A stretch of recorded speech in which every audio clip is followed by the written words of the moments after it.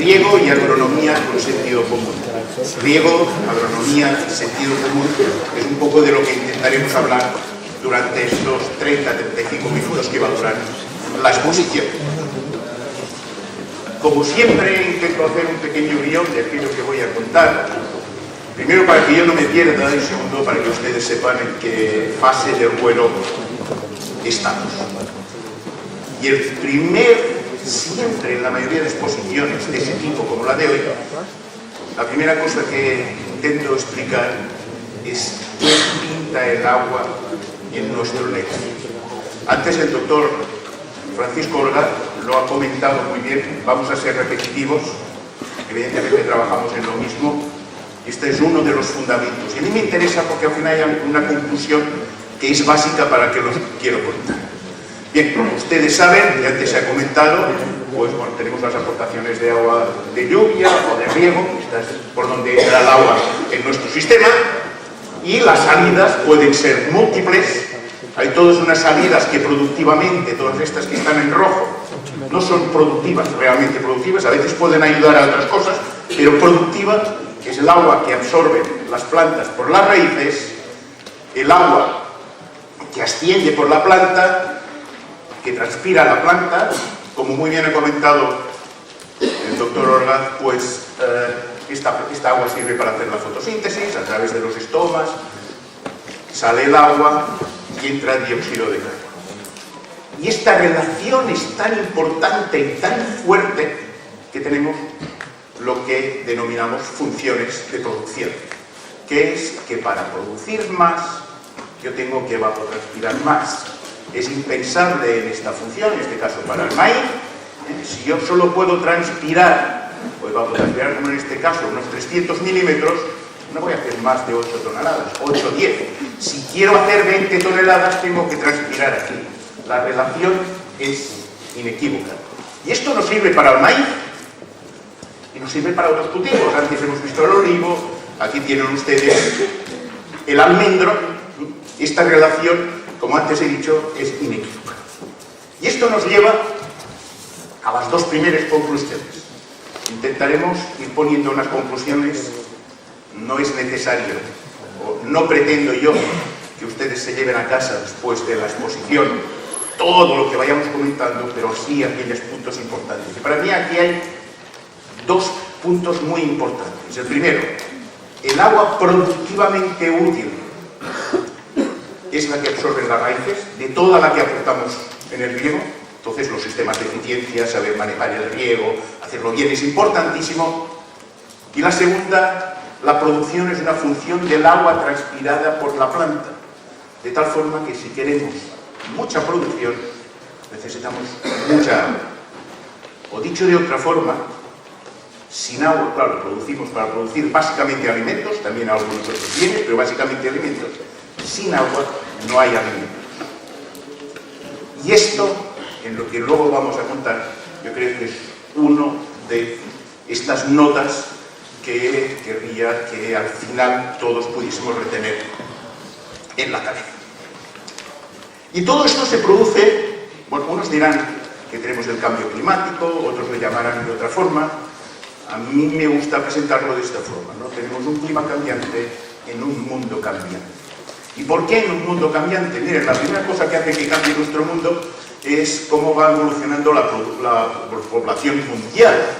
En el año 50 éramos 2,7 mil millones de habitantes en el mundo, en la actualidad somos algo más de 7,6 mil millones y se espera que para el 2050 podamos superar los 9,7 mil millones de habitantes, con un añadido muy importante.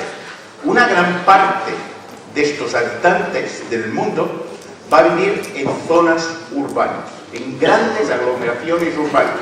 Y esto va a ser casi el 90% de los países muy desarrollados, y como media mundial nos vamos a situar prácticamente en el 70% del mundo.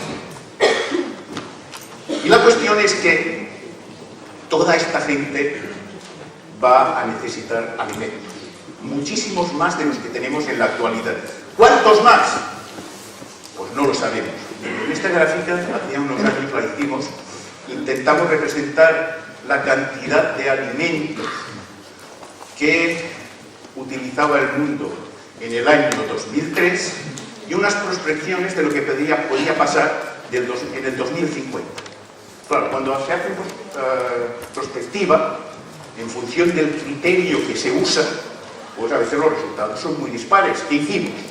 Analizamos casi unos 50 escenarios y dijimos, vamos a utilizar los dos extremos. La información, aquello que nos daban los dos extremos, ya era alarmante. Uno de los extremos, el más ambientalista, el más responsable, que íbamos a cambiar las dietas, que íbamos muchísimas cosas, nos decía que con un 28% más del alimento tendríamos suficientes.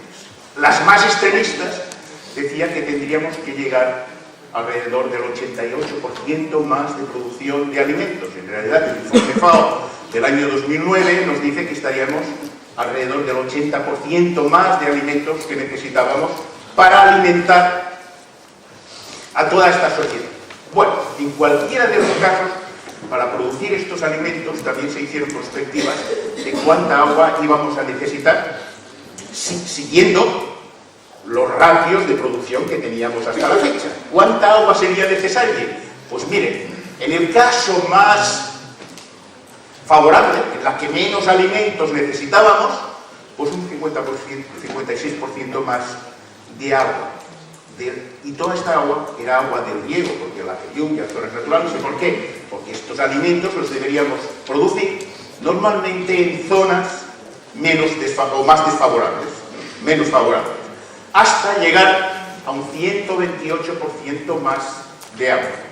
En realidad, según las estimaciones a nivel mundial del agua disponible en general para la agricultura, ¿no?, pues podrían ser un 10, un 12, un 15% más de la que teníamos en el año de referencia. Con lo cual, en cualquiera de los escenarios, si seguíamos como seguimos hasta ahora, sería imposible alimentar a la población. O cambiar las cosas, o esto va a ser imposible.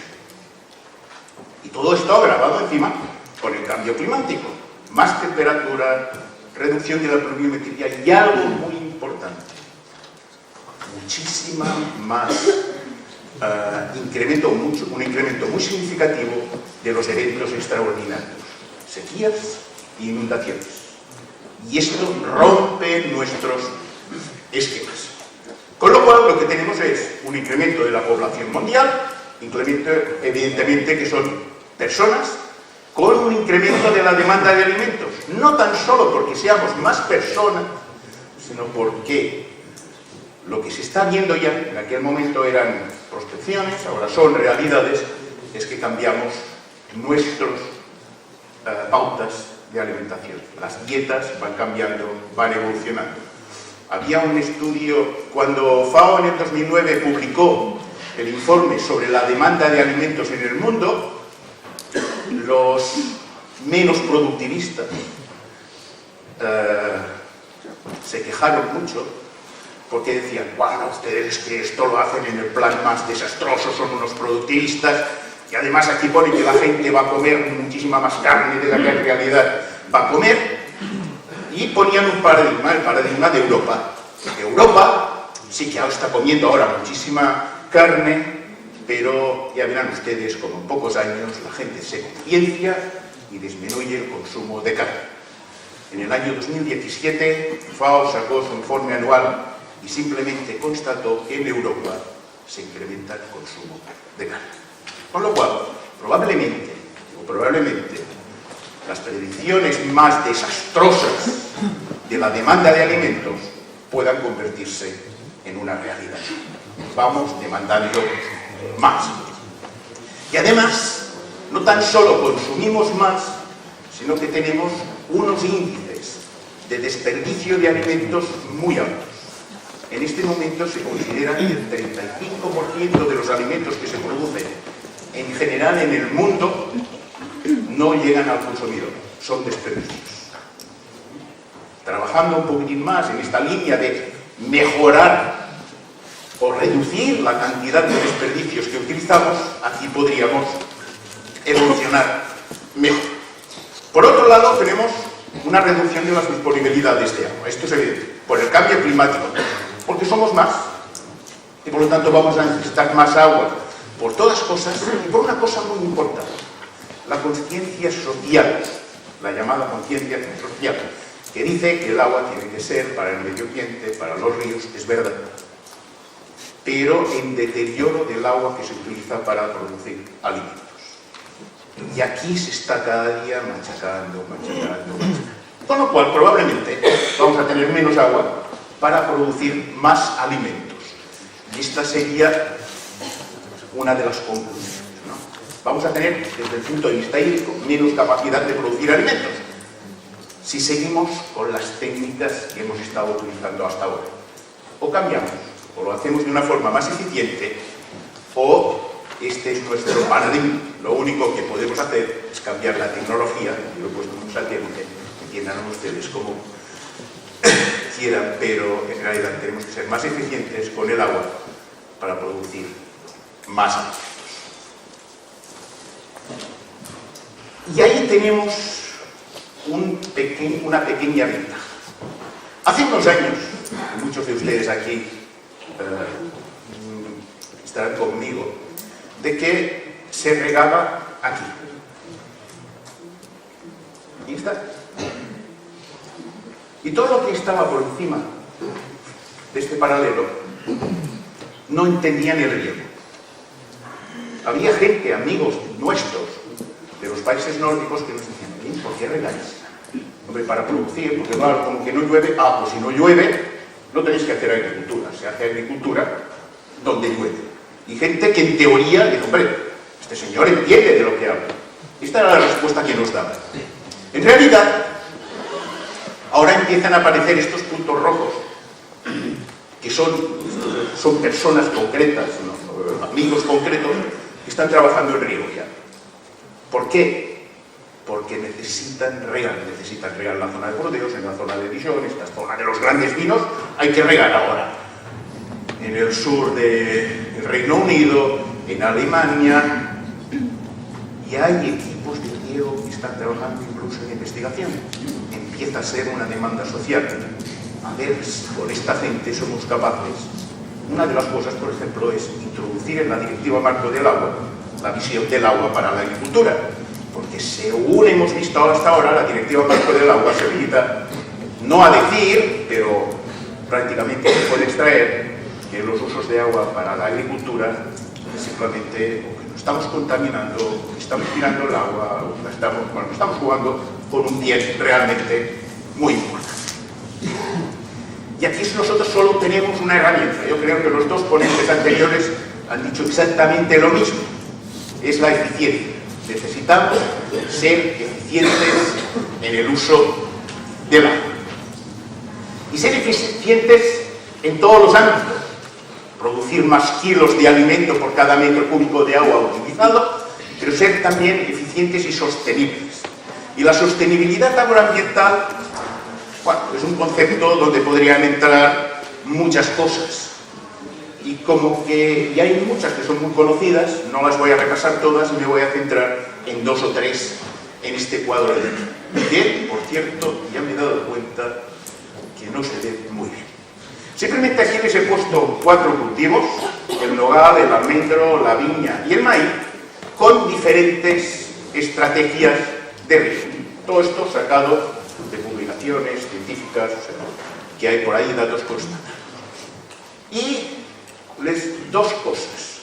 El valor económico de las producciones, 28.000 euros por hectárea, en función de si es un riego no tecnificado o tecnificado. Simplemente trabajando el cultivo un poco más, podemos pasar de 18 a 28.000 euros por hectárea de valor de la producción. O en almendro, en función de las estrategias, de 10, 8, 14, en viña entre 14 y 5, y en maíz entre 1,8 y 2,4. Cuando el recurso es escaso, una de las cosas que hay que ver es, primero, cómo las tecnologías de riego dentro de este cultivo me ayudan a ser más eficientes, pero otra importante es a qué dedicamos los recursos escasos que tenemos. No es para generalizar, pero a veces hay planteamientos que nos dicen: "No, vamos a producir muchísimo maíz". Hombre, a lo mejor la maíz no te paga el precio del agua que antes el profesor Emilio Camacho nos estaba comentando, el coste de la energía, y hay otros cultivos que sí, o tiene una rentabilidad social muchísimo mayor. El entender y el integrar en este análisis global de sostenibilidad agroambiental qué productos, qué valor tienen los productos y cómo gestiono el riego serían dos aspectos importantes. Y todo esto le sirve para introducir un nuevo cultivo que ya no está nuevo, en realidad está ya de moda en nuestra agricultura, que es el almendro. Yo cuando estudié, ustedes verán por el color de mi cabello, que no hace 2 días, a mí me dijeron que el almendro era un cultivo de secano. En realidad, la primera vez que empezamos a trabajar, y esto también hace ya unos años, en el cultivo del almendro, hubo gente que dijo que estábamos haciendo cosas poco prácticas, porque sabíamos que el almendro es un cultivo al que no le gusta el agua y que nos dedicásemos a cosas más productivas. Evidentemente, en otros lugares del mundo, como ahora ya todos sabemos, se estaba produciendo el almendro en regadío y con altísimas producciones.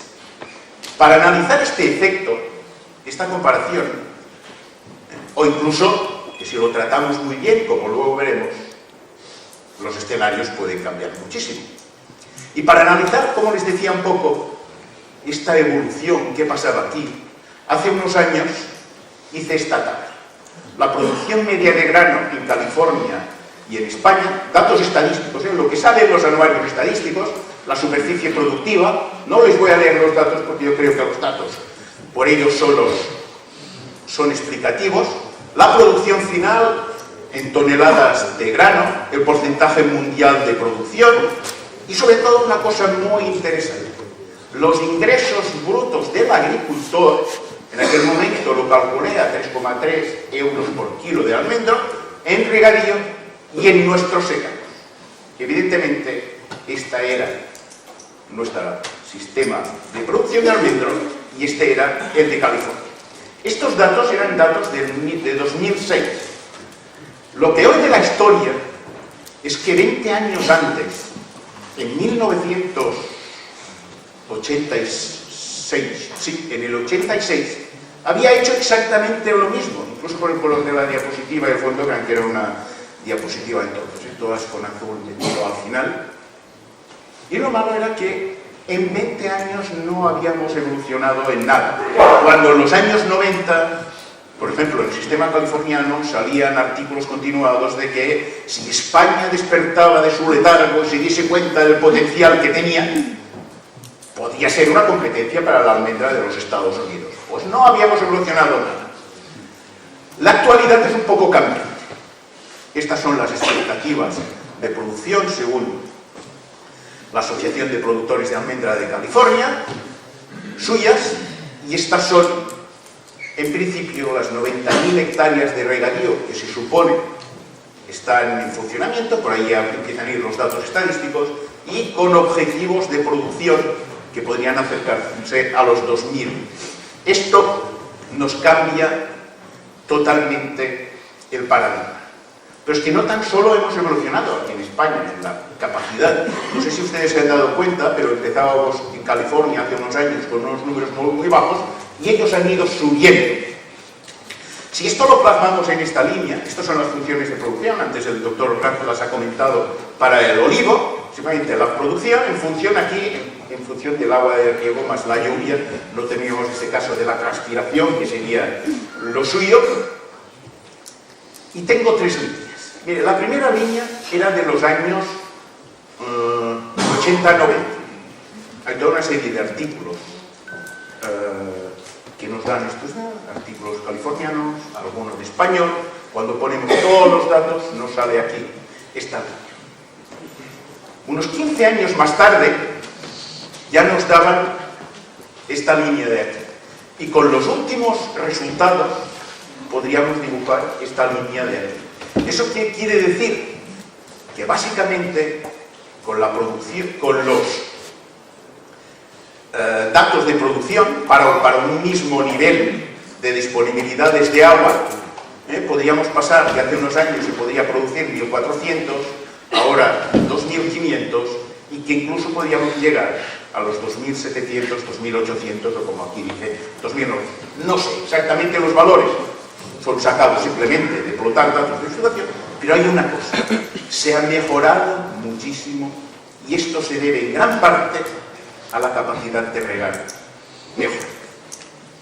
Y regar mejor es en base a entender qué es lo que le pasa a la planta, qué le pasa al cultivo del agua. Y lo que hay que ver es analizar a lo largo del ciclo. No me voy a extender ahora lo que pasa aquí. Bueno, pues empieza el ciclo anual en la planta por una floración, luego viene el cuajado, las primeras apariciones de hojas, el crecimiento del grano, el crecimiento vegetativo, el crecimiento del endosperma, el llenado del fruto, la recolección y el periodo de cosecha. Y todo esto de aquí, en cada fase, tiene una sensibilidad diferente. Y para analizar la sensibilidad, lo que hacemos es simplemente, básicamente, relacionarlo con dos conceptos, que es la capacidad de afectar los procesos en base al estado hídrico.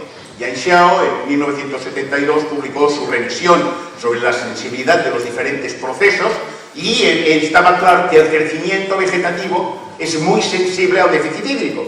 Siempre que en aquel momento del ciclo no haya crecimiento vegetativo y este crecimiento vegetativo sea significativo para nuestra producción, es un momento sensible. Si lo que hay es tan solo fotosíntesis, como antes ha contado muy bien el doctor Orgaz, dice, oiga, pues se me va cerrando el estómago, pero aún va entrando CO2 hasta que llega un momento, o sea, podemos someter la planta a unos niveles de déficit mucho mayores y la planta aguantará. Depende de lo que hay.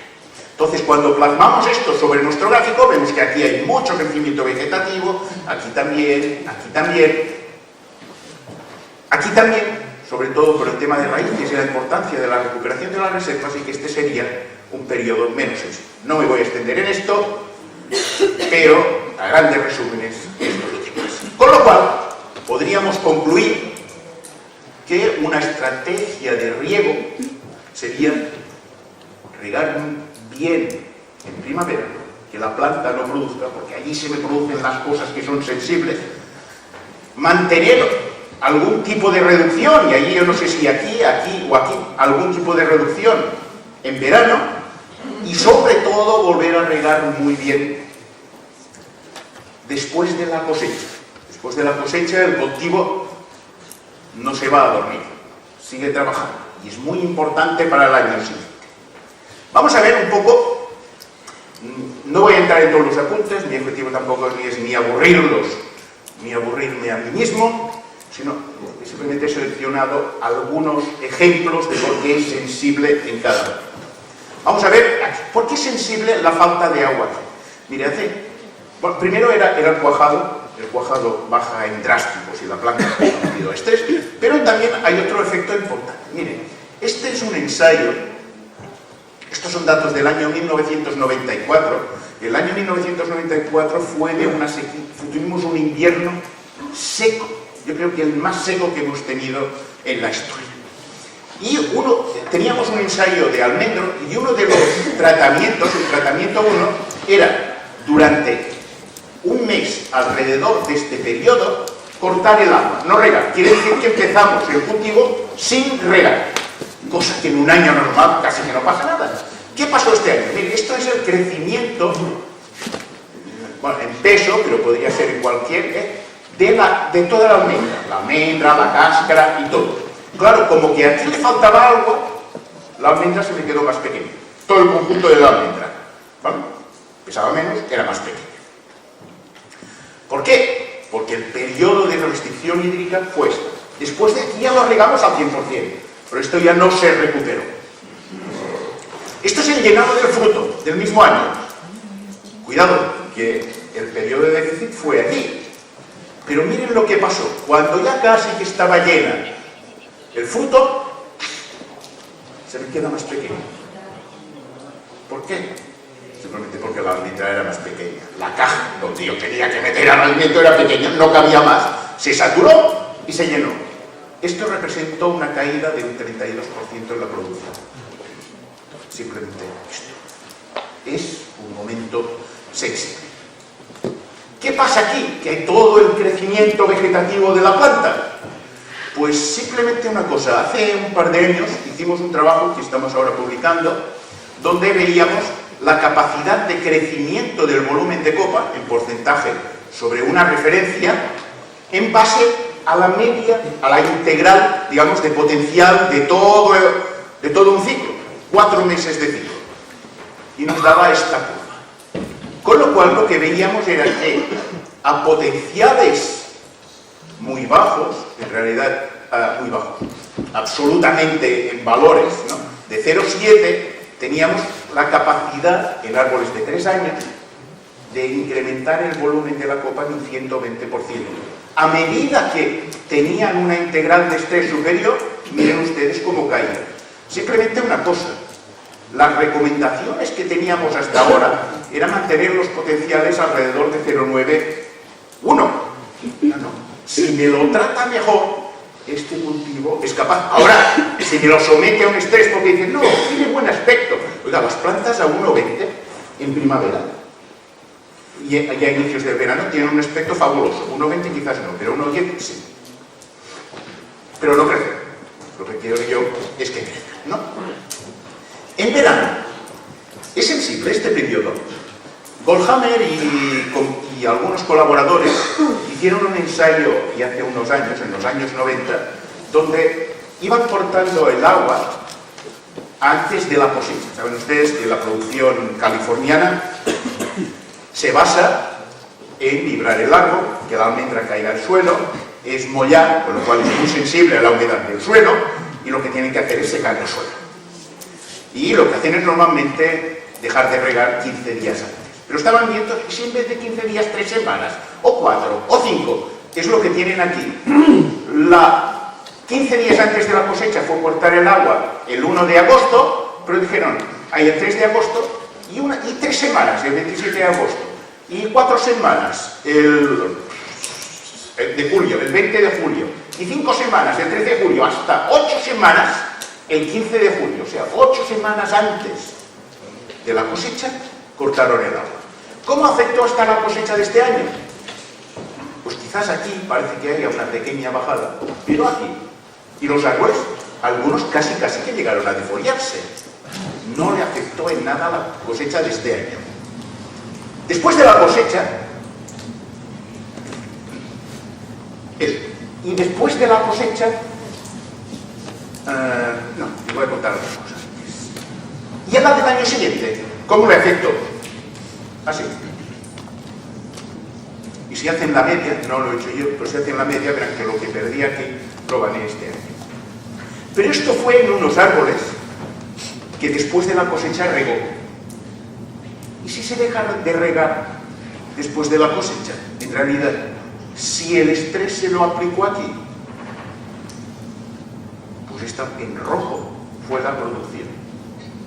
Con lo cual, no regar durante el verano no era sensible, pero no regar después de la cosecha era altamente sensible.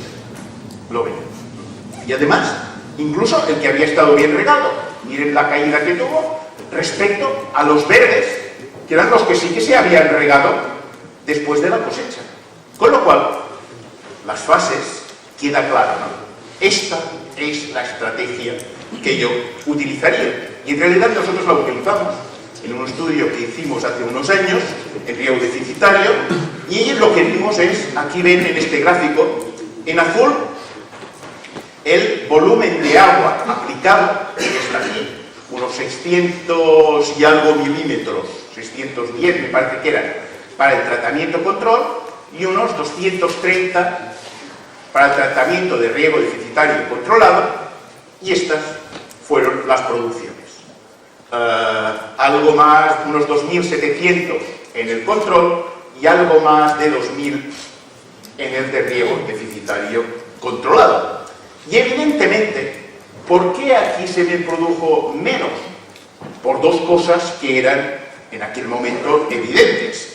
La primera es que el número de frutos por árbol, que es la línea roja, iba a ser menor, o sea, los árboles eran un poco más pequeños, con lo cual iba a tener menos frutos por árbol, y también afectaba al tamaño de la almendra. La almendra me disminuía un poquitín. Pero en todo caso, el efecto importante aquí era el número de frutos por árbol. Vamos a hacer más frutos por árbol, y esta relación es lo que nos ha permitido hacer esta gráfica. La producción es muy dependiente del volumen de copa que tengamos. Estos son diferentes experimentos que aquí están, eso lo reproducimos hace unos años en un artículo, y miren ustedes cómo vemos aquí la evolución de la producción en función. Si queremos grandes producciones, necesitamos árboles muy grandes. Esta era la relación. Y si queremos árboles grandes, ¿qué necesitamos? Raíces muy grandes. Es muy importante tener la raíz grande, y de nuevo me refiero a lo que ha comentado el doctor Orgaz. Claro, si no tenemos raíces grandes y raíces pequeñas, las resistencias hidráulicas van a aumentar una barbaridad, tendremos que bombear mucha agua, con pocas tuberías, las pérdidas de carga y todo esto que pasa, ¿no? Entonces, y para tener raíces grandes hay que mojar. Esto es tan importante que hace unos años nos dedicamos. El objetivo no era este, ¿eh? Cuando hice esta gráfica, yo intentaba buscar una función de producción, pero de repente me di cuenta que me salían dos líneas. ¿Qué tendrán estas líneas? Sin tener idea de en qué berenjenal me metía. Y de repente me di cuenta que esta línea eran aquellos ensayos, porque todos son datos de ensayos, que estaban regados con riego por microaspersión o doble tubería de goteros, y estos eran los ensayos que estaban regados con una sola línea de goteros.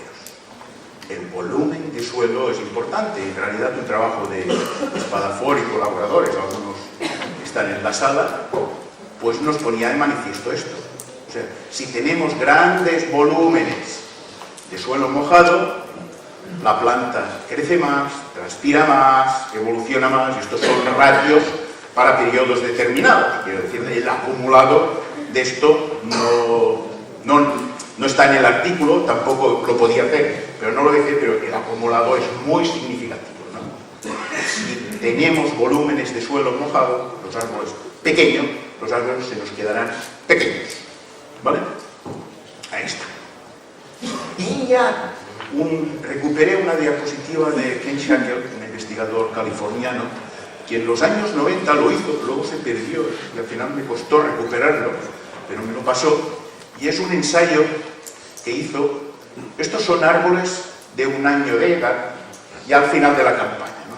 Ya se ve la persona ya ligada, pero aún es dentro del primer año de plantación.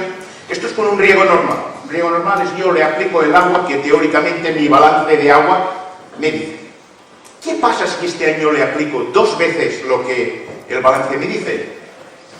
Esto, la diferencia es evidente, ¿no? ¿Y si le aplico 4 veces el agua que el balance me dice? Esto. ¿Dónde está aquí el secreto? Simplemente, si mojo más suelo, facilito que la raíz crezca muchísimo más.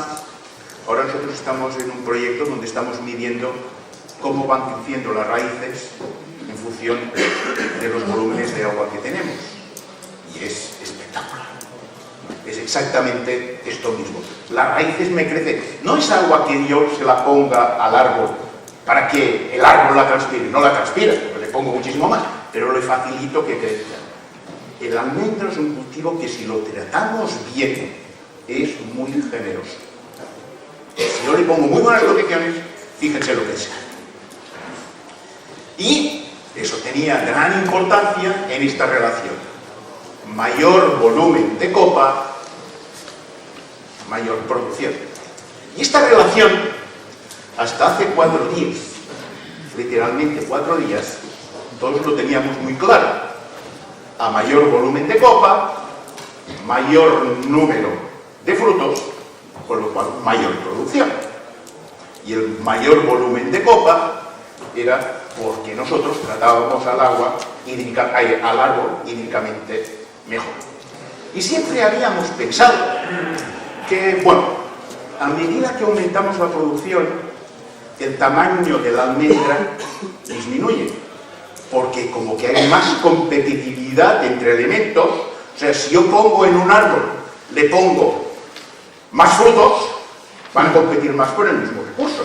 Si compiten más, bueno, pues nos van a quedar al final la producción era más grande, hasta que vino un trabajo de Goldhammer y Ferreres, bueno, que en realidad el trabajo decía exactamente lo mismo. Mire, si aplico más agua, yo aumento la producción.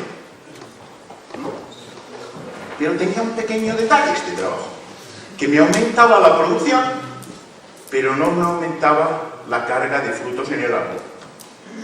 Eran lo mismo. ¿Qué me aumentaba? El tamaño del fruto. Si hasta ahora habíamos dicho lo contrario. Si yo le pongo más frutos, hay más competencia y los frutos son más pequeños.